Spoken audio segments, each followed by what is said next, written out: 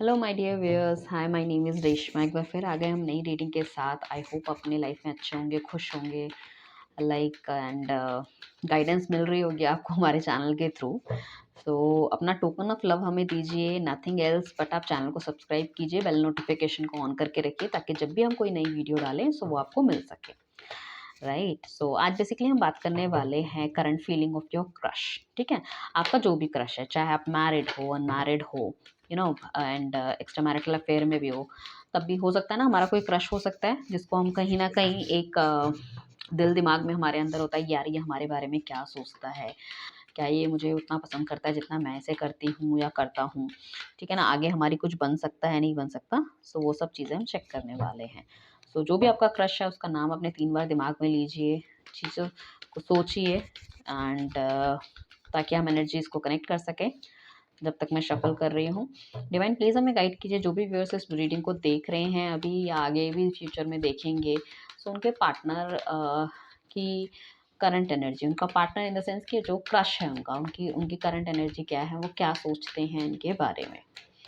Right, चलिए चलते हैं रीडिंग की तरफ। क्रश की करंट एनर्जी क्या है आपके लिए? क्रश की करंट एनर्जी क्या है? कार्ड्स आपको अच्छे से दिख रहे होंगे ना? ठीक है, नीचे आपको इंस्टा और फेसबुक का भी लिंक मिल जाएगा, उसको भी जाके आप सब्सक्राइब कीजिए। करंट एनर्जी क्या है? अब इनके क्लैरिफिकेशन में कार्ड निकाल लेते हैं हम। ठीक है, उसके बाद हम will start the reading.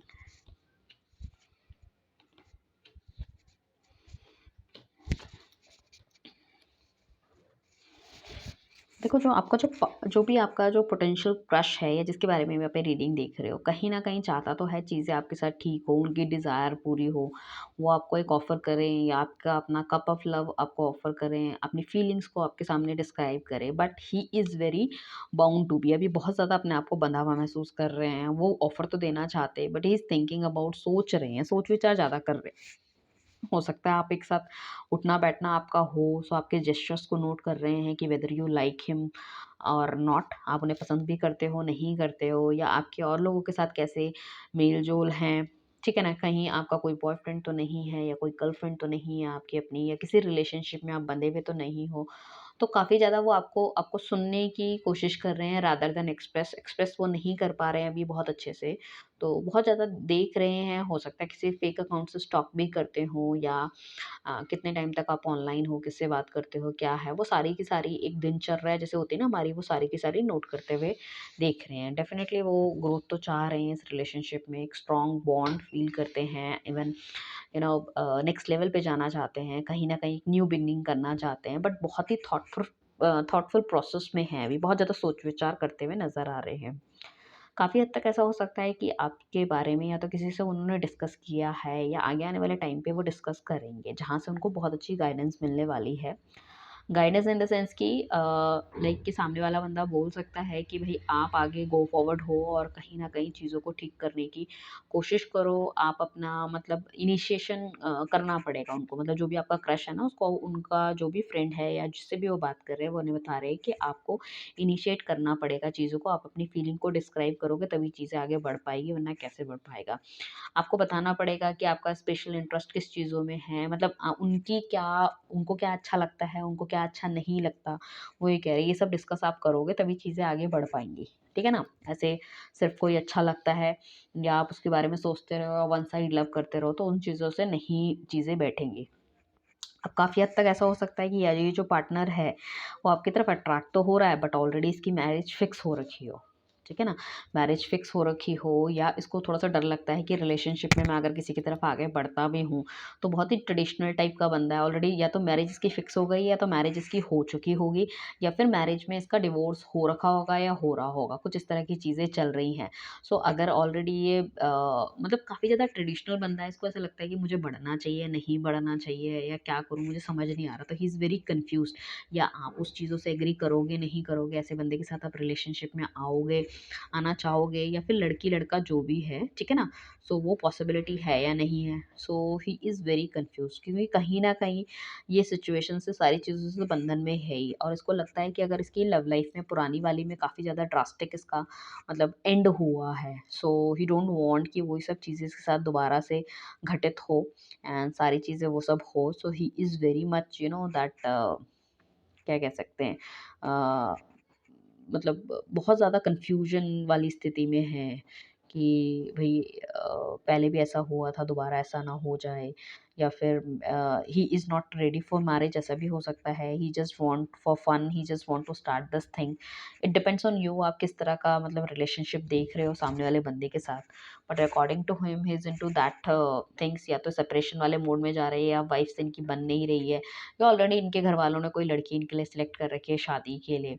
So he is very confuse उनको आगे बढ़ना चाहिए, नहीं बढ़ना चाहिए। तो हो सकता है अपने दोस्तों से इस चीज़ों में बातचीत वो करते हुए नज़र आ रहे हैं। तो दोस्त उनको इसी तरह से एडवाइस कर रहे हैं कि आपको खुल के बात करनी चाहिए, जो भी आपके मन में है ना।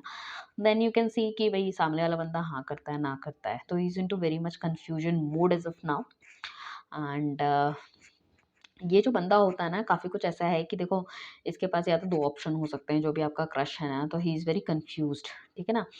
एंड कन्फ्यूज़ है बहुत ज़्यादा एंड इमोशनल लेवल पे बहुत ज़्यादा अप डाउन चल रहा है, आपकी तरफ बढ़ूँ, ना बढ़ूँ, करूँ, ना करूँ। सो वो वाली चीज़ें मुझे लग रही हैं। कहीं न कहीं आपकी या फिर इनकी जो राशि हो सकती है, लिब्रा हो सकती है, एक्वेरियस हो सकती है, टॉरस हो सकती है, कैप्रिकॉर्न हो सकती है, लियो हो सकता है ये बंदा काफ़ी हद तक एंड कैंसर भी होने के चांसेस हैं, ठीक है ना? तो ये मेन राशियाँ हमें दिख रही हैं। सो ही इज़ वेरी कन्फ्यूज़्ड और कहीं कुछ हद तक ये बंदा काफ़ी ज़्यादा डोमिनेटिंग भी हो सकता है, आपकी चीज़ों को अपने खिलाफ यूज़ करना, अपने हिसाब से चीज़ें चलाना, वो वाली चीज़ें भी हो सकती है। इंटेलेक्ट लेवल बहुत ज़्यादा हाई हो सकता है ऑफ़िशियल फ्रंट में आप काम कर रहे हो तो आप किसी अपने सीनियर बॉस या इमीडिएट बॉस या कुछ इस तरह से कोलीग जो आपको थोड़ा-सा मतलब ऐज में थोड़ा-सा बड़ा है, उसकी तरफ अट्रैक्ट हो रहे हो। तो ये वाली सिचुएशन उनकी लाइफ़ में चल सकती है जो मैंने आपको बता रही हूँ। साथ में अ, काफ़ी हद तक ये पार्टनर सोच तो रहा है कि मतलब आपकी तरफ बढ़ा जाए, आपको कुछ अपना प्यार का तोहफ़ा दिया जाए, अपनी फीलिंग्स को बताया जाए, बट उन्हें लगता है कि शायद आप हाँ करोगे या ना करोगे after so many question marks कि भई फ्रेंड्स विद बेनिफिट वाला या तो उनको लव अफेयर चाहिए या फिर उनको कमिटमेंट देना नहीं है और ना ही आपसे कमिटमेंट चाहिए, उस तरह की चीज़ चाहिए। मतलब आप अपनी ज़िंदगी जियो, ये अपनी ज़िंदगी जिएँगे। कुछ इस तरह की चीज़ें हैं, तो ही इज़ वेरी कन्फ्यूज़्ड कि आपकी तरफ बढ़ना चाहिए, नहीं बढ़ना चाहिए।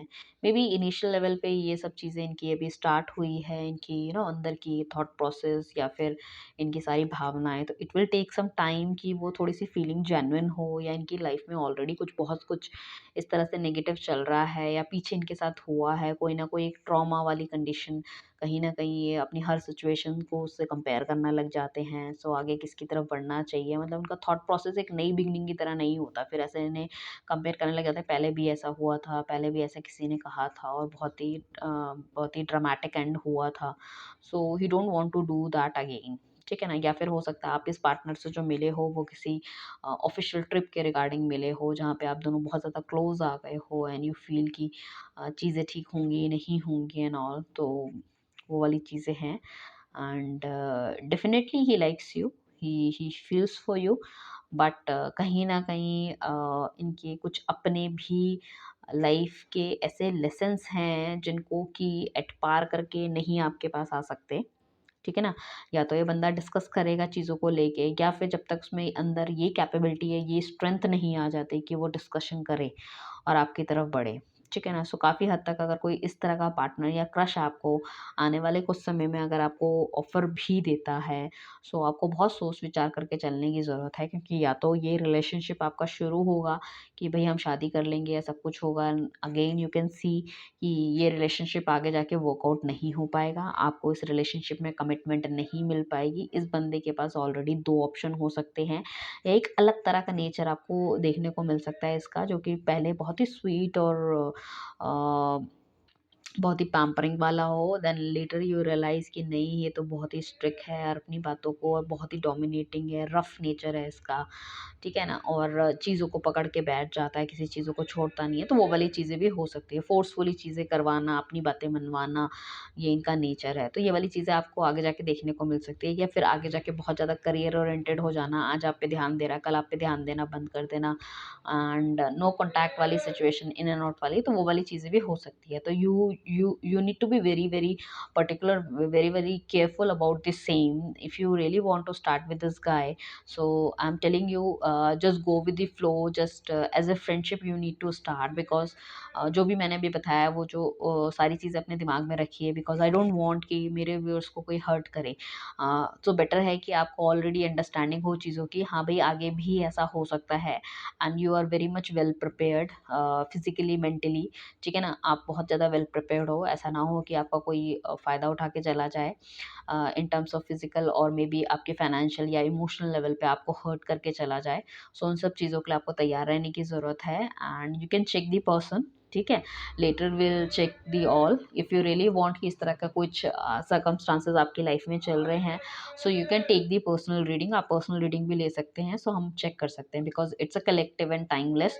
सो काफ़ी सारे लोग इसको देखते हैं, तो कुछ मैच होता है, कुछ नहीं होता, जितना आपसे रेजोनेट होता है उतने को क्लेमिंग कीजिए, और जो नहीं है उसको छोड़ दीजिए, right? Thank you everyone, bye, take care, अपना ध्यान रखिए, बाय बाय।